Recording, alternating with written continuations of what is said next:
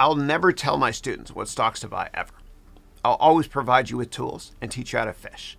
And I say it with love in my heart. Because if you rely on anybody for investment advice, then you'll end up selling at the worst time. Yeah. So if we go here to Yahoo Finance, we type in this. We go VIX, V-I-X, okay? And you have to put accent circonflexe at the beginning, right here.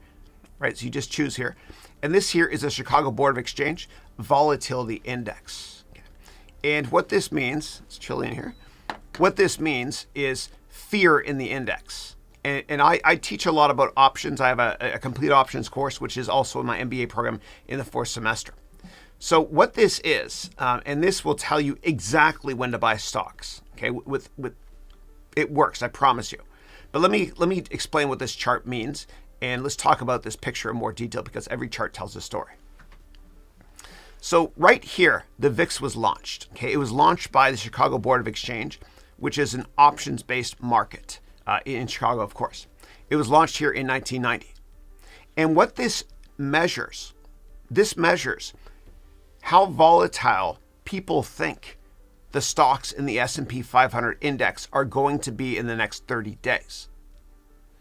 And the way that this is measured is using options. And so high volatility means fear, right? So when the market's very volatile, people are fearful and the market usually crashes or it's low or it goes down a lot. So right here, the VIX was launched, and it was launched at a reading of 20. Then it spiked here to about 30 around December of 1990 when Gulf War I started.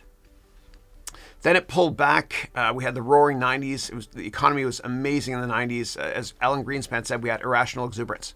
Then right here in 1998, it spiked. And it spiked to 43 because of there was the Asian financial crisis. And I worked on the Goldman Sachs trading floor that day. I'll never forget that day when Alan Greenspan, it was a surprise, he cut rates. And all the traders jumped up and went crazy. They were trying to trade as fast as they could, whatever. So that was there. Then it pulled back. Market was doing quite well here. And then here we had 9/11 around here. Yeah. So 9/11, there's a lot of fear, obviously, in the markets. And so the VIX spiked again, which means the markets went down. But the best time to buy is when the VIX goes to an all-time high. And I'll get to that in a second. Okay. So the markets were doing quite well here, yada, yada. You had a rookie Fed chairman cut rates. That's why the market was a little bit volatile for a while. Ben Bernanke was the Fed chairman. I remember that. He cut rates unexpectedly in the summer 2006. Then right here, we had 2008, okay? Now, in 2008, we were within 24 hours of bank machines not working. It was terrifying. And towards the end of 2008, the VIX spiked to an all-time high.